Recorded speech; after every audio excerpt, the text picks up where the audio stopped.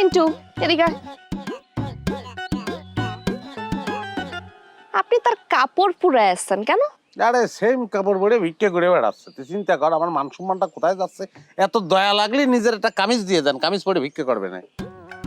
আমাদের ভাই মাঝে মধ্যে এরকম কাপড় চোপড় পুরায় দেয় ওটা। আরে রাখেন মিয়া, লাউ কিনা সামর্থ্য নেই যার, সে আবার মান সম্মানের বড়াই দেখায়। শালা আমার মান সম্মানের ভয়তা করা হচ্ছে এনে, আর তোমরা বসে তাবারক খাচ্ছ। এক মিনিট কি হয়েছে? কথা কচ্ছি না কি? উনি আপনার মতো সেম টু সেম কাপড় পরছে বলে আপনি তার কাপড় পরায় দিয়েছেন, তাই না? ভালো, খুব ভালো।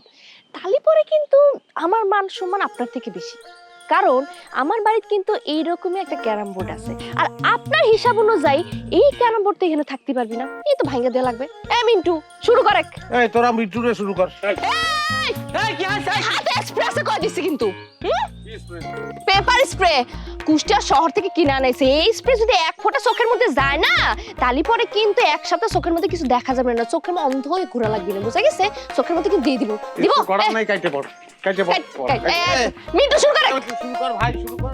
ক্যারাম বোর্ড আবার কিনে পড়ে আসলে ভাবি